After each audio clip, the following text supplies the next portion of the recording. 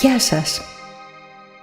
Σαν ανθρωπότητα διανύουμε μία πολύ δύσκολη καμπή της δημιουργίας μας, όχι τόσο ως προς τις καθημερινές δυσκολίες που λίγο ή πολύ ήταν ίδιες σε όλες τις χρονικές στιγμές του ανθρώπου, όσο ως προς την ίδια τη φύση μας ως ανθρώπινο είδος.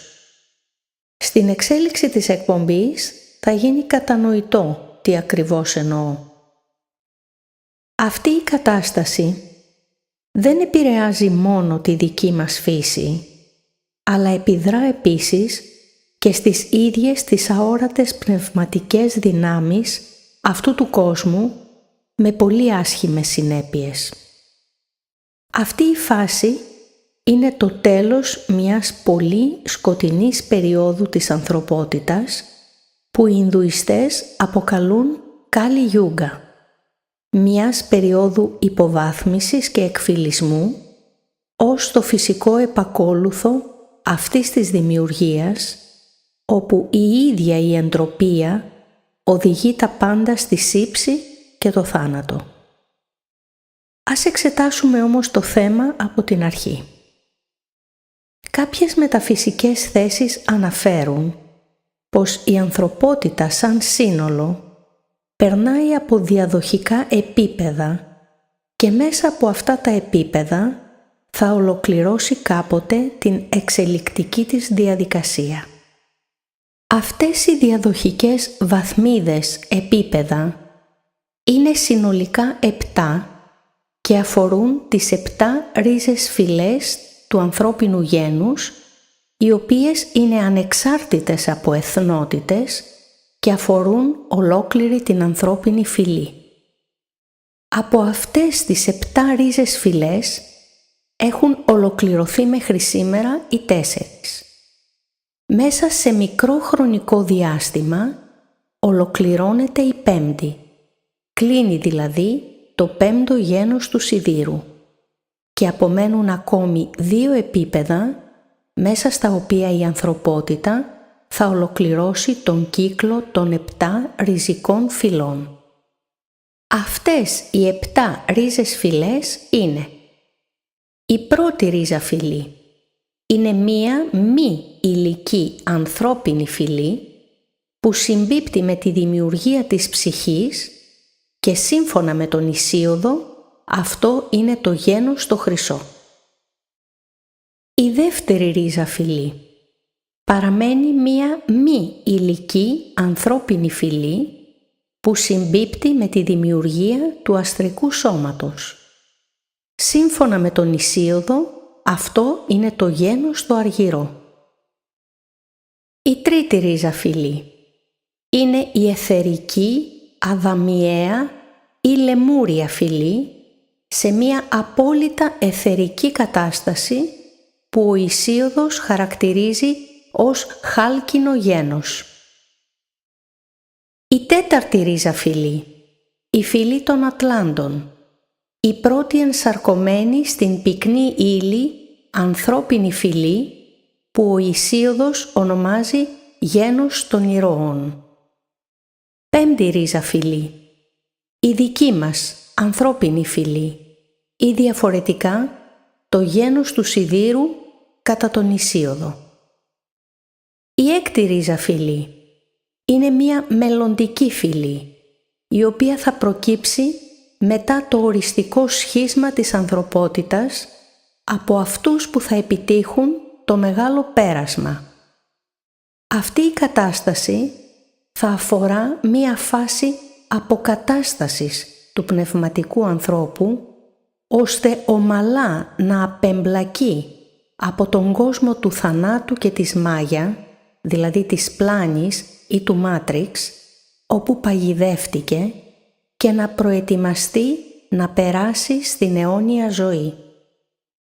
Όσοι όμως από τους ανθρώπους δεν καταφέρουν αυτή τη μεγάλη μετάβαση, θα περάσουν στον επωνομαζόμενο δεύτερο θάνατο, δηλαδή σε μία μακρά περίοδο σταδιακής παρακμής και υποβάθμισης της υλικής τους υπόστασης, από ένα φυσικό «ον» σε ένα ημιτεχνητό κατασκεύασμα, καταλήγοντας πλέον μία μηχανή χωρίς ψυχή. Αυτά τα όντα του μέλλοντος, μέσα από τις γραμμές του χρόνου, φτάνουν στο σήμερα σε μία ανέλπιδη προσπάθεια να αλλάξουν τη ροή των πραγμάτων που τους οδήγησαν στο είδος που κατέληξαν. Οι απλοί άνθρωποι αυτούς τους θεωρούν εξωγήινους, όμως οι γνώστες τους αποκαλούν έμβιες βιολογικές οντότητες επειδή έπαψαν πια να είναι άνθρωποι.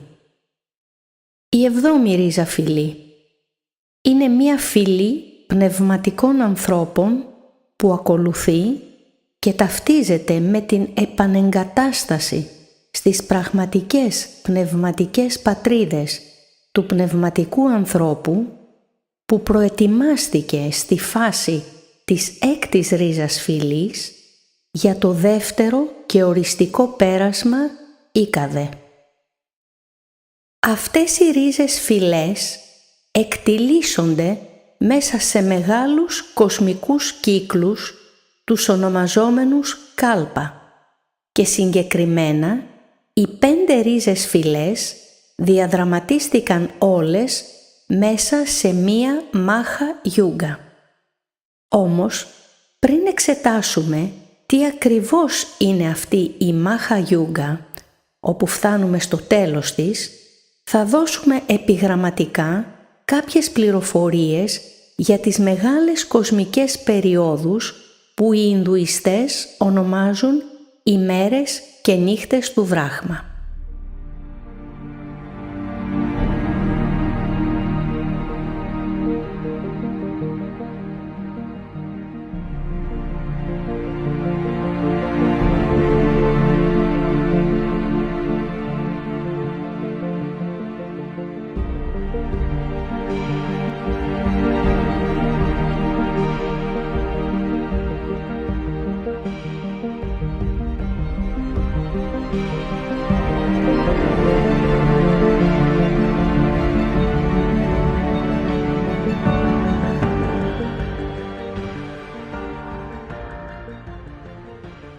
Οι διαδοχικές αυτές βαθμίδες, οι ρίζες φυλές, εκτιλήσονται μέσα σε προκαθορισμένες μεγάλες χρονικές περιόδους, οι οποίες σύμφωνα με το βραχμανισμό αποτελούν τις επωνομαζόμενες ανάσες του Βράχμα. Με κάθε εκπνοή ο Βράχμα δημιουργεί κόσμους και με κάθε εισπνοή τους απορροφά πάλι πίσω. Κάθε εκπνοή του Βράχμα τη διαδέχεται μία εισπνοή και αντίθετα. Αυτό μεταφράζεται πως κάθε δημιουργική φάση τη διαδέχεται μία διάλυση, καθώς σε όλα τα επίπεδα του υλικού σύμπαντος η ζωή εναλλάσσεται παντού και πάντοτε με το θάνατο. Αυτές οι ανάσες, που διαφορετικά ονομάζονται μικρή κάλπα, δηλαδή μικρή κύκλη, περιλαμβάνονται μέσα στις ημέρες και τις νύχτες του Βράχμα που αποτελούν τους μάχα κάλπα, δηλαδή τους μεγάλους κύκλους, και όλες μαζί συνθέτουν τη ζωή του Βράχμα. Κάθε ενεργή περίοδος του σύμπαντος ονομάζεται Μανβαντάρα, που την διαδέχεται πάντα μία πραλάγια, δηλαδή μία εποχή ανάπαυσης ή πλήρους διάλυσης.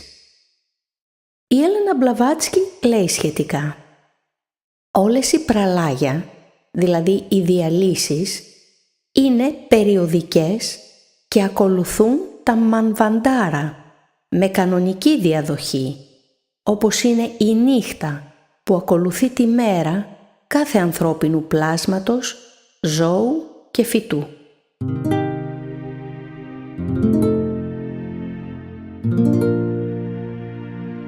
Σύμφωνα με τους Ινδουιστές, Βρισκόμαστε στο τέλος της Κάλι Γιούγκα, στον τελευταίο κύκλο μιας μεγάλης περίοδου 4 συνολικά φάσεων.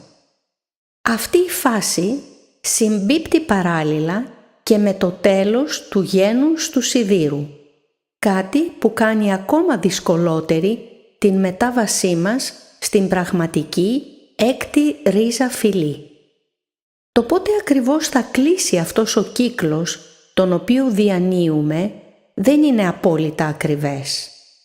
Όταν οι Μάγιας μίλαγαν για το τέλος του χρόνου, όπου κάποιος από τους πολλούς υπολογισμούς τους υποδείκνυε το 2012, αναφερόντουσαν σε αυτό το κλείσιμο του κάλπα, δηλαδή του κύκλου, το οποίο ακολουθείται πάντα από μία πραλάγια, δηλαδή από μία διάλυση.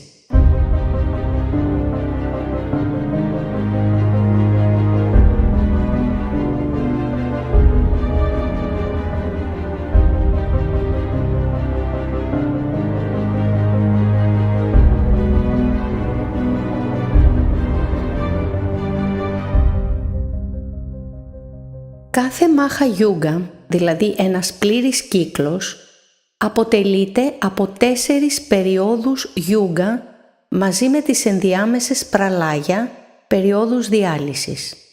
Η Κάλι Γιούγκα είναι η τελευταία φάση μιας Μάχα Γιούγκα. Πολλές φορές υπάρχει σύγχυση ανάμεσα στις 7 ριζικές φυλές της ανθρωπότητας και τους 4 κύκλους της Μάχα Γιούγκα. Αυτό συμβαίνει επειδή αυτή η Μάχα Γιούγκα περιλαμβάνει τη δημιουργία των 5 ανθρώπινων ριζικών φυλών. Ο κύκλος των Γιούγκα είναι ο εξής. Πρώτη είναι η Κρίτα Γιούγκα ή Σάτια Γιούγκα. Αντιστοιχεί σε μια ιδανική περίοδο απόλυτης αγνότητας. Σε αυτή την περίοδο σχηματίστηκε η πρώτη ρίζα φυλή με τη δημιουργία της ανθρώπινης ψυχής ως την βασική ύπαρξη αυτής της περίοδου. Αυτή είναι το γένος το χρυσό, σύμφωνα και με τον Ησίωδο αλλά και την Ινδουιστική παράδοση. Η ρίζα της σανσκριτικής λέξης «στά» σημαίνει αληθινό. Από αυτή την ρίζα προέρχεται η λέξη «σάτια» που σημαίνει αλήθεια και αυτή η λέξη παραπέμπει στην λατινική έκφραση «αέτα Σάτουρν» που σύμφωνα με τον Ρούντολφ Στάινερ αναφέρεται στην εποχή του Κρόνου και ταυτίζεται με τη Χρυσή Εποχή. Δεύτερη είναι η Τρέτα Γιούγκα. Αυτή η περίοδος συμπίπτει με τη δημιουργία της δεύτερης ρίζας φυλής ή του γένους του Αργυρού, σύμφωνα και με τον Ησίωδο αλλά και με την Ινδουιστική παράδοση και αφορά στο σχηματισμό του αστρικού σώματος του ανθρώπου που συντελείται στο αστρικό πεδίο. Τρίτη είναι η Ντβαπάρα Γιούγκα. Σε αυτή την περίοδο ολοκληρώνεται η δημιουργία του αιθερικού σώματος όπου πλαισιώνει την ανθρώπινη ψυχή και ξεκινά σταδιακά η ενσάρκωση στο υλικό πεδίο με την δημιουργία του υλικού ανθρώπου. Η Ντβαπάρα Γιούγκα συμπεριλαμβάνει επίσης το γένος των Ατλάντων ή το γένος των Ηρώων σύμφωνα με τον Ησίωδο. Τέταρτη, η Κάλι Γιούγκα. Αντιστοιχεί σε μία πολύ σκοτεινή περίοδο της ανθρωπότητας και ξεκινά παράλληλα με τη δημιουργία του γένους του σιδήρου μετά την ολοκληρωτική καταστροφή του πλανήτη από τον παγκόσμιο κατακλυσμό. Αυτή ήταν εν συντομία οι 4 κύκλοι της Μάχα Γιούγκα. Ας εξετάσουμε όμως τι μπορεί να σημαίνει για τους δημιουργούς αυτού του κόσμου το κλείσιμο αυτού του κύκλου.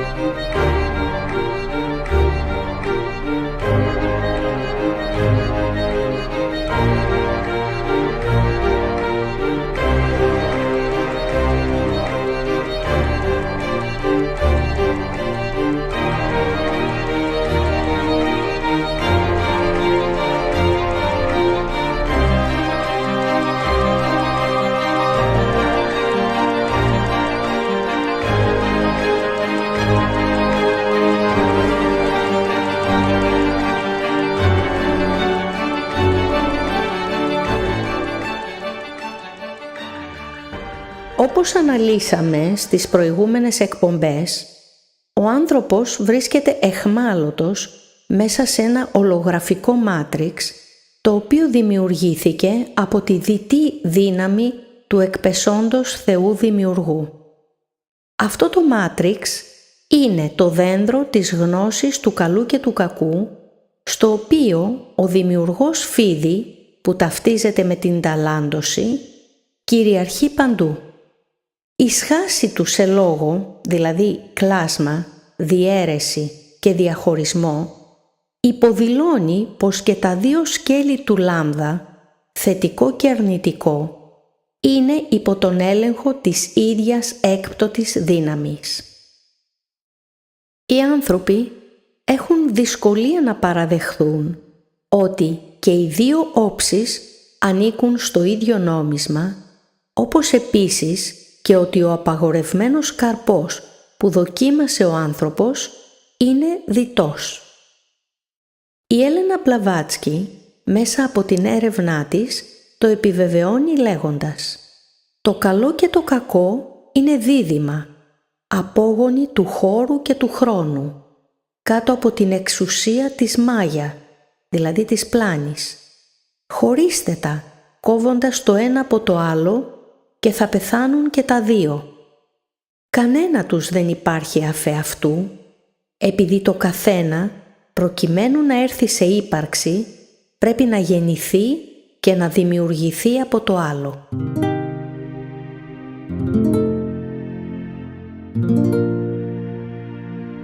Στους περισσότερους ερευνητές θρησκειών είναι γνωστή η ύπαρξη δύο κατηγοριών θεών. Οι θεοί των υπερκόσμων ή υπερκόσμιοι θεοί, όπως τους αποκαλεί ο Σαλούστιος στο έργο του «Περί Θεών και κόσμου», και οι κατώτεροι θεοί, οι εγκόσμιοι, οι δημιουργοί του κόσμου μας. Οι υπερκόσμιοι θεοί είναι υπέρτατες οντότητες των πραγματικών κόσμων της αλήθειας. Είναι οι οντότητες που ζουν έξω από το σπήλαιο του Πλάτωνα και δεν εμπλέκονται καθόλου με τους διτούς, θετικούς και αρνητικούς, ενεργειακούς χώρους του κόσμου μας. Ο Σαλούστιος λέει: «Μεταξύ των θεών, οι μεν είναι εγκόσμιοι, οι δε υπερκόσμιοι. Δια του όρου εγκόσμιοι υπονοώ τους θεούς οι οποίοι δημιουργούν τον κόσμο. Μεταξύ των εγκοσμίων θεών, οι μεν ποιούσι τον κόσμο, οι άλλοι τον εμψυχώνουν, οι άλλοι δημιουργούν αρμονία μεταξύ των αντιθέτων που τον αποτελούν, άλλοι τέλος επιβλέπουσι εις την διατήρηση της άπαξ επιτευχθήσης αρμονίας».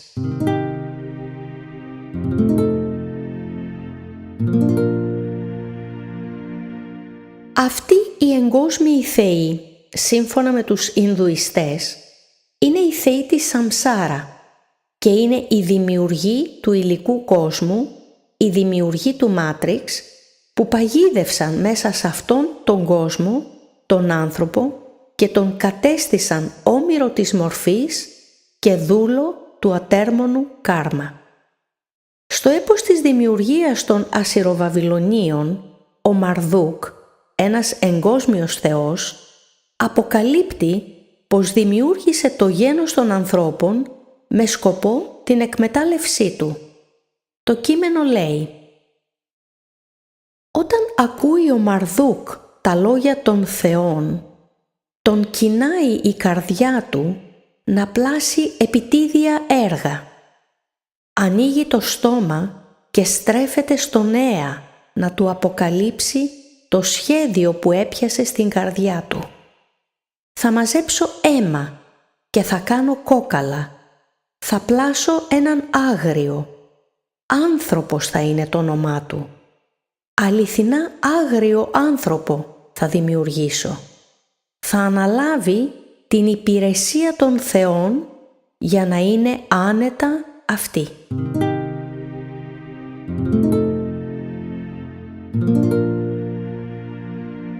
Επίσης ο Πλάτων, στο έργο του Κριτίας, διευκρινίζει τις προθέσεις και τη δράση αυτών των εγκόσμιων θεών δημιουργών και λέει «Διότι κάποτε οι θεοί διαμοίρασαν ολόκληρη τη γη με κλήρο, κατά περιοχές, χωρίς φιλονικία.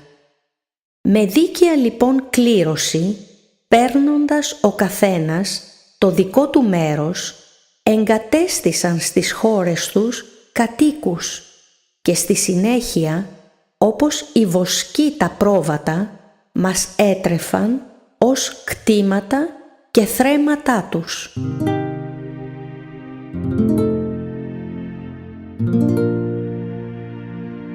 Έτσι δημιουργήθηκαν οι φυλές των λαών, όπου κάθε φυλή με τα δικά της χαρακτηριστικά η καθεμία λάτρευε τους δικούς της πλάστες δημιουργούς ως θεούς. Στο κεφάλαιο Έξοδος της Παλαιάς Διαθήκης, ο Ιεχωβάς παραδέχεται την ύπαρξη και άλλων θεών, ασχέτως κι αν τους κατακρίνει, αφού άλλωστε υπήρχε μία μόνιμη και διαρκής διαμάχη μεταξύ όλων αυτών των οντοτήτων που αυτοαποκαλούντο θεοί. Ας θυμηθούμε για παράδειγμα την μόνιμη αντιπαλότητα που είχαν η θεά Αθηνά με τον Ποσειδώνα.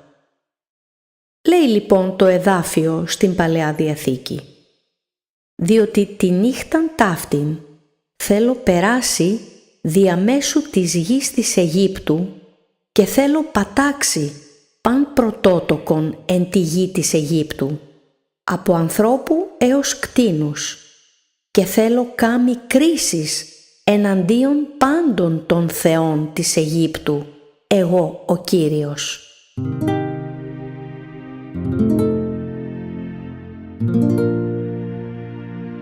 Σε αυτήν όμως την κατηγορία των εγκόσμιων θεών δημιουργών ανήκει και ο Θεός της Παλαιάς Διαθήκης, όπου μέσα σε 6 μέρες δημιούργησε τον κόσμο Μάτριξ για να παγιδεύσει μέσα σε αυτόν τις ψυχές των ανθρώπων. Η θεογονία του Ησιώδου και γενικότερα η ελληνική μυθολογία περιγράφουν επίσης τον τρόπο της δημιουργίας του εικονικού κόσμου Μάτριξ από την αντίστοιχη ομάδα των Ολύμπιων εγκόσμιων θεών, δηλαδή του Δωδεκάθεου. Ο Πλάτων στην περιγραφή του σπηλαίου στο έργο του Πολιτεία παρομοιάζει τους εγκόσμιους θεούς με το φως της φωτιάς που φέγγει πίσω από τις πλάτες των φυλακισμένων και που είναι η αιτία για τη δημιουργία του κόσμου των σκιών και της ψευδαίσθησης, όπου οι φυλακισμένοι αυτό το μάτριξ το θεωρούν τον κόσμο τους. Αυτό το λυκόφως της φωτιάς διαφέρει από το αληθινό φως που βρίσκεται έξω από το σπήλαιο του Πλάτωνα, εκεί όπου βρίσκονται οι υπερκόσμιοι θεοί. Η αρχαία ελληνική λέξη λύκη σημαίνει το αμυδρό φως, το τμήμα δηλαδή της νύχτας πριν χαράξει, ή το σούρουπο, σημαίνει το λυκόφως. Δεν είναι τυχαίο που το λυκόφως, δηλαδή το αμυδρό φως, είναι ταυτισμένο με έναν από τους εγκόσμιους θεούς του Δωδεκάθεου, τον θεό Απόλλωνα, που χαρακτηρίζεται ο θεός του φωτός, δηλαδή του λυκόφωτος. Ο Απόλλων πήρε το όνομα Λύκαιος ή Λυκογενής, δηλαδή ο γεννημένος από λύκο, επειδή η μητέρα του Λυτό, προκειμένου να ξεφύγει από την οργή της Ήρας και να γεννήσει με ασφάλεια τον Απόλλωνα και την Άρτεμη, πήρε τη μορφή της Λύκαινας και συνοδεύτηκε από αγέλη λύκων. Έτσι ο λύκος ταυτίστηκε με το θεό του λυκόφωτος και ένας μπρούτζινος λύκος συνηθιζόταν να κοσμεί τα ιερά του Απόλλωνα. Οι λέξεις όμως πάντα κρύβουν μηνύματα. Έτσι και το όνομα του εγκόσμιου θεού Απόλλωνα είναι παράγωγο του απόλυμη, ο Απολύων, συνώνυμο της απώλειας και της καταστροφής. Αυτό το λυκόφως προέκυψε την ώρα που ο έκπτωτος δημιουργός αποστάτησε και το φως του ενώθηκε με το πρωταρχικό αρχαίγωνο σκότος της Αβύσσου στην αρχή αυτής της δημιουργίας και έτσι υποβαθμίστηκε σε λυκόφως. Γι' αυτό και ονομάστηκε Εωσφόρος, δηλαδή έφερε το φως του στη σκοτεινή Άβυσσο. Όμως, αυτό που συνέβη με αυτή την ένωση το ξεκαθαρίζει το απόκριφο Ευαγγέλιο του Ιωάννη που λέει «Όταν το φως αναμίχθηκε με το σκότος, έκανε το σκότος να λάμψει και όταν το σκότος αναμίχθηκε με το φως, σκοτίνιασε το φως και έγινε ούτε φως ούτε σκότος, αλλά εξασθένησε, έγινε δηλαδή λυκόφως».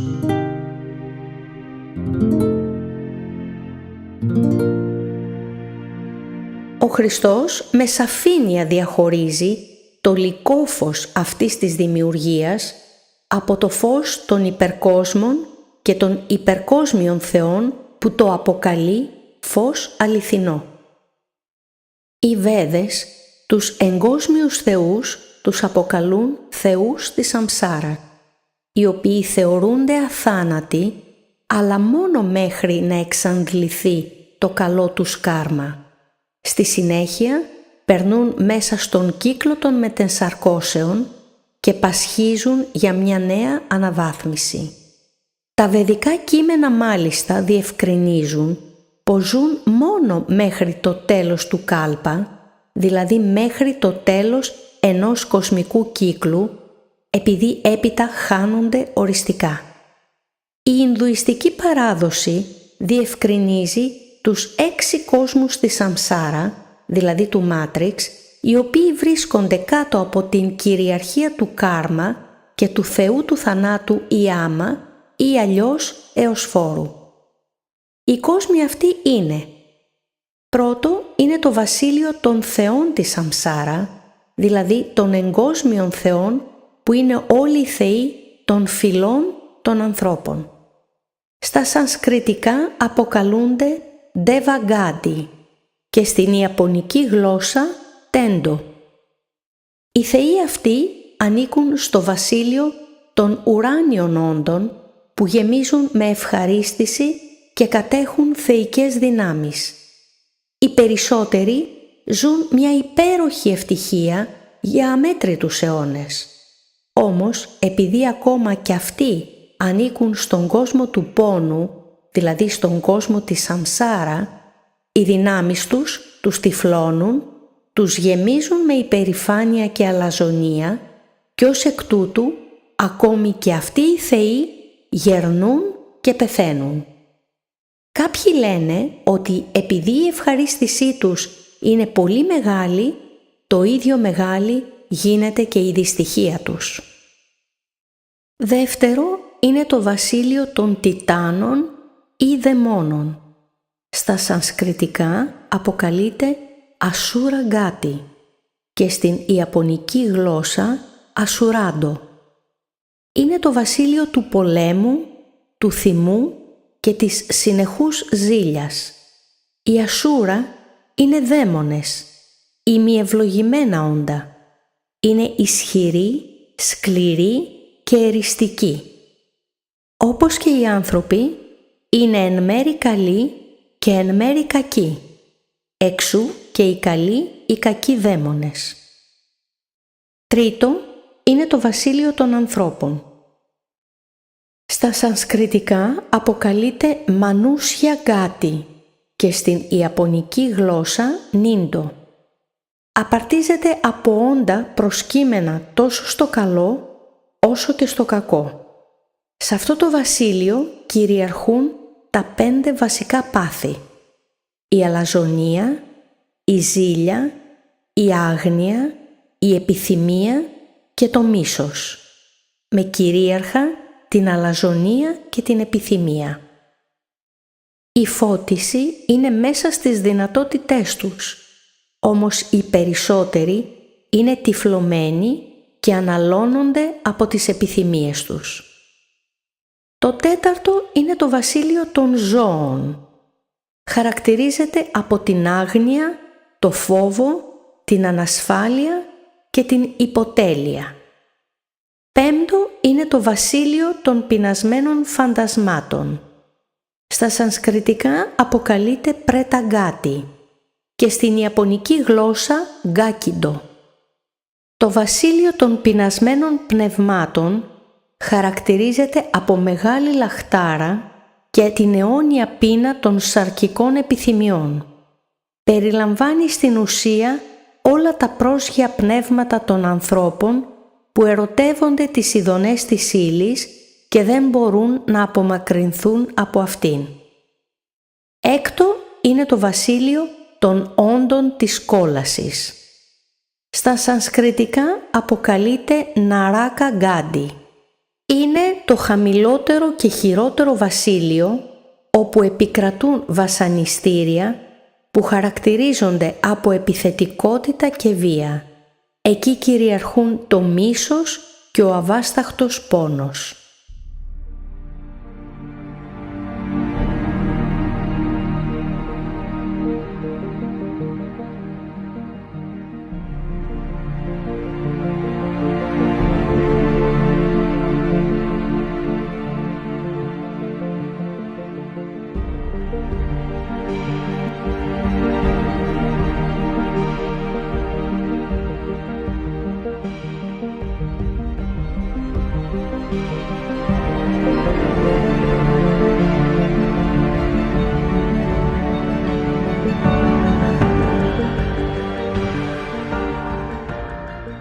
Όπως με το πέρασμα του χρόνου οι εγκόσμιοι θεοί της Σαμσάρα υποβαθμίζονται, καθώς το καλό τους κάρμα εξαντλείται, χάνοντας σταδιακά την αθανασία και την έγλη τους, το ίδιο συμβαίνει και με τους δαίμονες ή τιτάνες, οι οποίοι και αυτοί υποβαθμίζονται σταδιακά από αγαθούς σε σκοτεινούς δαίμονες και τέλος σε στοιχιά της κόλασης.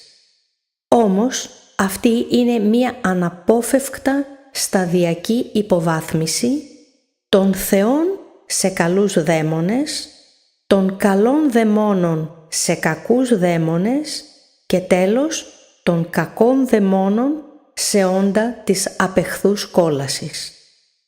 Αυτό συμβαίνει επειδή και οι δύο αυτές κατηγορίες, θεοί και τιτάνες οι δαίμονες, τροφοδοτούνται διαρκώς από την ανθρώπινη ενέργεια, η οποία, καθώς διέρχεται μέσα από την πυκνή σηπτική ύλη, υποβαθμίζεται, δημιουργώντας μία νέα κατηγορία οντοτήτων, την κατηγορία των ζωντανών σκεπτομορφών. Αυτές οι σκεπτομορφές, ως ενεργειακές οντότητες, συγκεντρώνονται στους ενεργειακούς χώρους εκεί όπου βρίσκονται τα θετικά, δηλαδή οι θεοί, και αρνητικά, δηλαδή οι δαίμονες, τμήματα των δημιουργών και κατατάσσονται ανάλογα με το επίπεδό τους. Όπως τα στρίδια που κολλούν γύρω από το ναυάγιο, πλαισιώνουν αμφότερες τις θέσεις των δημιουργών και τους τροφοδοτούν με δηλητηριασμένη τροφή. Από αυτή τη συγκατοίκηση όλοι μολύνονται και υποβαθμίζονται. Ο Αισχύλος στο έργο του Προμηθέας Δεσμότης παρομοιάζει αυτή την καταστροφική ένωση των θεών με τα σκεπτομορφικά γεννήματα των ανθρώπων ως γάμο, αφού ακόμη και αυτόν τον τρανό Δία ως έναν εγκόσμιο θεό της Σαμσάρα τον περιμένει και αυτόν η πτώση. Το κείμενο λέει «Κι όμως με όλη την έπαρση του νου του ο Δίας κάποτε θα γίνει ταπεινός, καθώς ετοιμάζεται να κάνει γάμο που από τον θρόνο του άφαντο θα τον γκρεμίσει».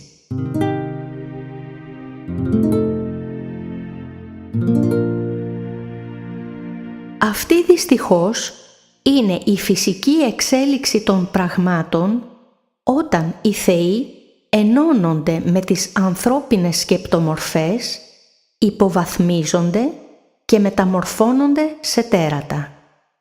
Η χολιγουντιανή ταινία Προμηθέας απεικονίζει εξαιρετικά εύστοχα αυτόν τον συμβολισμό όταν ο Θεός Δημιουργός καταβροχθίζεται από ένα τέρας που γεννήθηκε από άνθρωπο που συμβολίζει την ανθρώπινη σκεπτομορφή.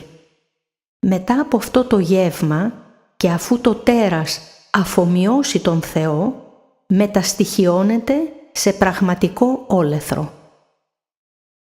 Με την πάροδο της υλικής αιωνιότητας, η αστρική σκεπτομορφική δύναμη, η ζωοποιημένη δηλαδή ενέργεια, η γεννημένη από τη σκέψη των ανθρώπων, άρχισε να υπερισχύει στο υλικό σύμπαν αφού διαρκώς πολλαπλασιαζόταν και διευρυνόταν από τη σκέψη των ανθρώπων.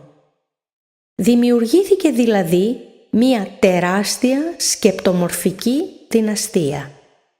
Σε αντίθεση, η πρωταρχική, δυτή δύναμη των θεών δημιουργών παρέμεινε αναλύωτα σταθερή, γεγονός που διαταράσσει ολοένα και περισσότερο την μεταξύ τους ισορροπία. Εξαιτίας αυτού, όλο και μεγαλύτερο ποσοστό από την ιεραρχία των δημιουργών άρχισε να αφομοιώνεται από την σκεπτομορφική δυναστεία, η οποία προσομοιώνει τις ιδιότητες και τα χαρακτηριστικά των θεών προσποιούμενοι τους ίδιους.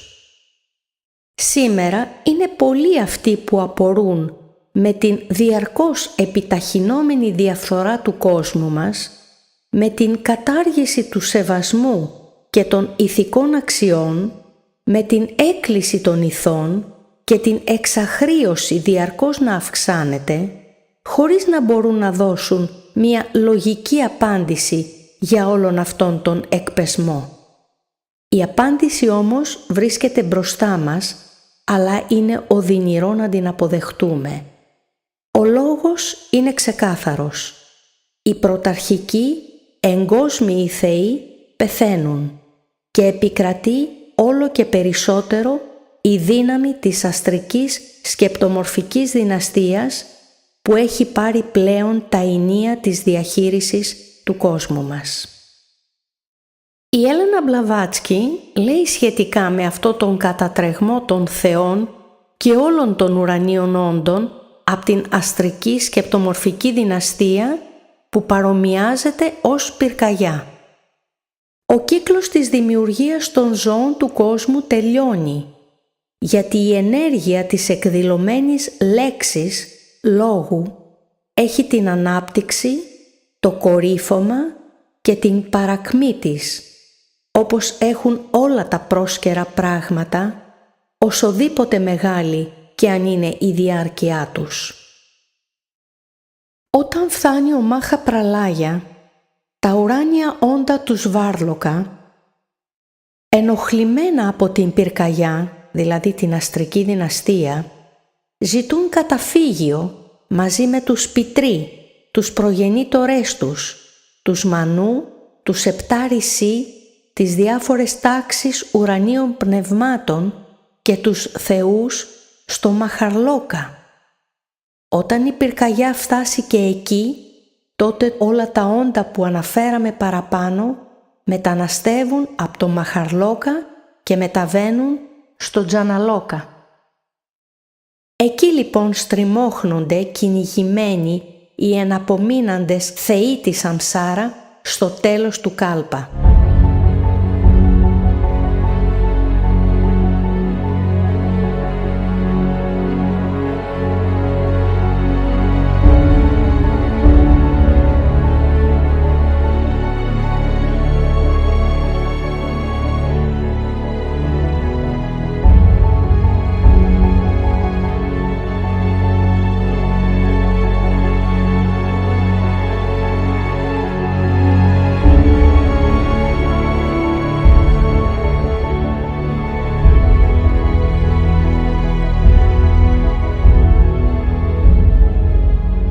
Ας δούμε όμως πώς οι αστρικές σκεπτομορφικές επιρροές διαμορφώνουν σήμερα τον κόσμο μας, συγκρίνοντάς τες με τις προτιμήσεις των αρχαίων θεών.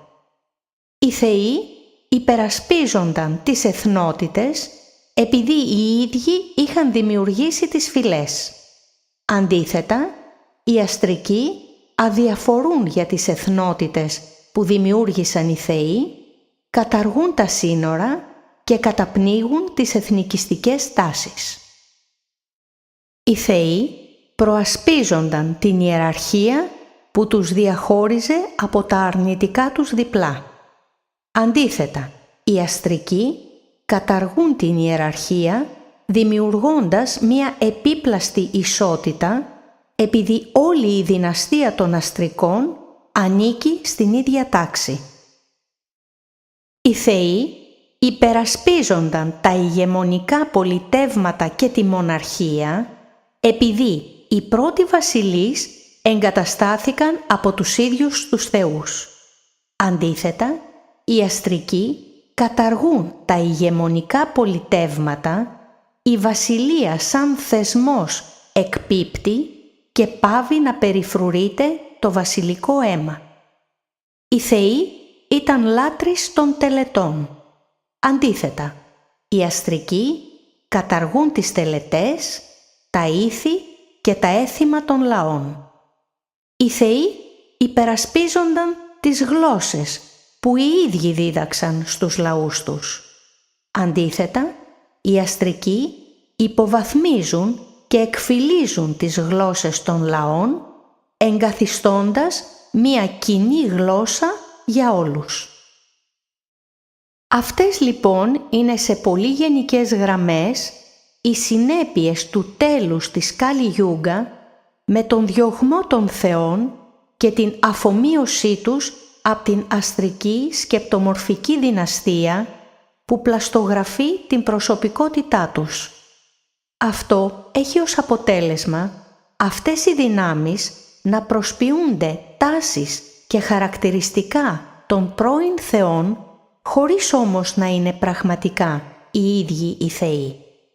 Έτσι, ενώ οι πιστοί των παλαιών θρησκειών θεωρούν πως λατρεύουν τους εγκόσμιους θεούς τη Σαμσάρα και ελπίζουν σε ένα καλύτερο αύριο, τα γεγονότα οδηγούνται στη διάλυση όλων των αξιών που οι παλαιοί θεοί προασπίζονταν, επειδή αυτές οι σκοτεινές δυνάμεις έχουν πάρει όχι μόνο τη θέση των θεών, αλλά και τον έλεγχο του κόσμου, παραπλανώντας τους οπαδούς τους.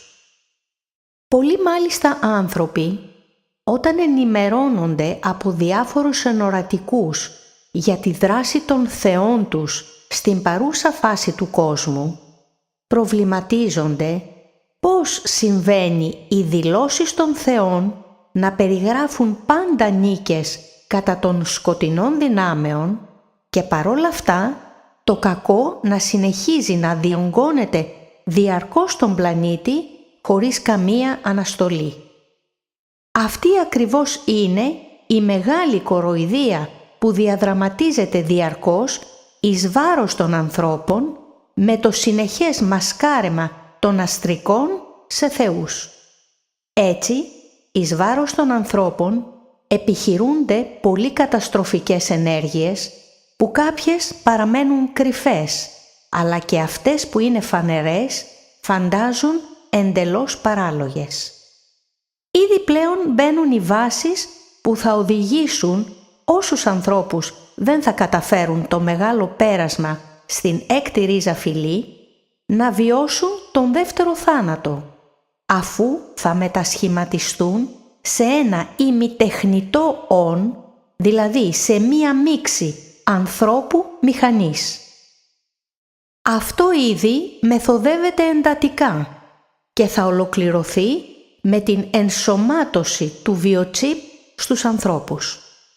Το βιοτσίπ είναι ένας μίνι τεχνολογικός υπολογιστής συνδεδεμένος με το σώμα που θα μπορεί να έχει τον έλεγχο των λειτουργιών του σώματος, ακόμη και των σκέψεων, προσδίδοντας όλο και μεγαλύτερες ικανότητες στον κάτοχό του. Θα έχει τη δυνατότητα να εκτελεί μέσα σε δευτερόλεπτα χιλιάδες βιολογικές αντιδράσεις, αποκωδικοποιώντας τα γονίδια και ρυθμίζοντας αυτόματα όλα τα θέματα υγείας. Ένα υπέρμετρα σαγηνευτικό δόλωμα για τον άνθρωπο. Με αυτόν τον τρόπο θα αντιμετωπίζονται όχι μόνο τα θέματα υγείας, αλλά και οι δυσάρεστες συνέπειες του γύρατος. Μέσα από την επιθυμία του ο άνθρωπος να αποκτά ολοένα και περισσότερες ικανότητες, θα δίνει όλο και πιο πολλές δυνατότητες σε αυτό τον μίνι υπολογιστή μέσα στο σώμα του. Αυτή θα είναι μία αναπόφευκτη συνέπεια αντίστοιχη των παροχών που θα προσφέρει η νέα τεχνική. Έτσι, η σύνδεση ανάμεσα στον άνθρωπο και τη μηχανή θα γίνεται ολοένα και πιο στενή, μέχρι που ο άνθρωπος θα αρχίσει να χάνει την επαφή με τη φύση του και να προσεγγίζει περισσότερο στην μηχανική λειτουργία.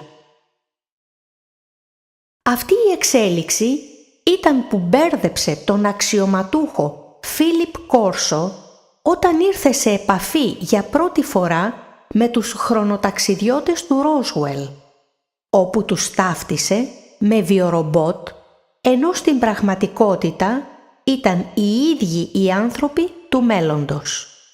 Στη συνέχεια, αυτοί που ενημερώθηκαν για την αλήθεια αυτής της υπόθεσης αποκάλεσαν αυτές τις υπάρξεις που βίωναν τον δεύτερο θάνατο έμβιες βιολογικές οντότητες. Εκτός αυτού, αυτό που επιζητά αυτή η σκοτεινή δυναστεία είναι οι άνθρωποι να εκδηλώνουν συναισθήματα βίας, πόνου, απόγνωσης, χυδαιότητας, εκφυλισμού, λαγνίας και άλλων παρεμφερών καταστάσεων, οι οποίες είναι και η τροφή αυτής της δυναστείας. Αυτές οι τάσεις προωθούνται με ποικίλους τρόπους, όπως σλόγγαν, διαφημιστικά μηνύματα, τηλεοπτικές εκπομπές, ταινίες και σειρές βίας και εκφυλισμού και τις λοιπές τάσεις της κοινωνίας μας. Αν λοιπόν παρασυρθούμε από τις μασκαρεμένες σε θεούς σατανικές αυτές οντότητες, το σίγουρο είναι πως θα οδηγηθούμε στον χαμό. Αντίθετα, θα πρέπει να γνωρίζουμε αυτό που σήμερα διαδραματίζεται στον πλανήτη, να αντισταθούμε στα εκφυλιστικά μηνύματα, να σταματήσουμε να ακολουθούμε τα πάθη και τις χαμηλές μας επιθυμίες, αλλά κυρίως να πάψουμε να ακολουθούμε τους αρχαίους θεούς και την ιεραρχία τους, επειδή θα μας οδηγήσουν στην απώλεια προς την οποία οι ίδιοι κατευθύνονται.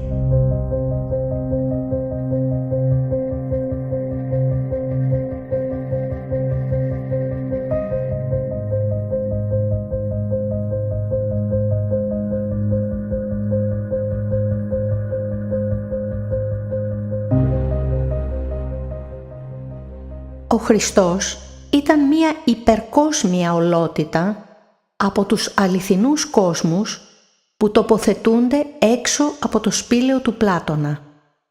Όμως, σκοτεινά άτομα τον ταύτισαν με τους εγκόσμιους θεούς της Αμσάρα.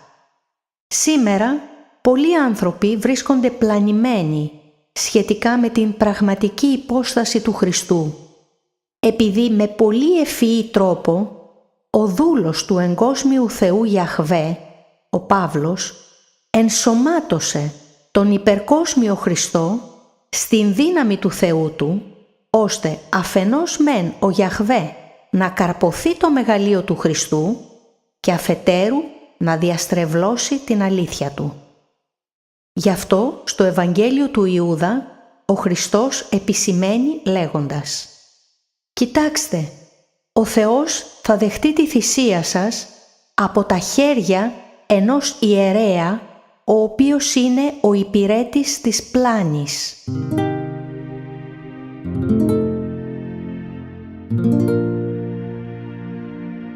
Εδώ δεν υπονοείται άλλος παρά ο Φαρισαίος Παύλος.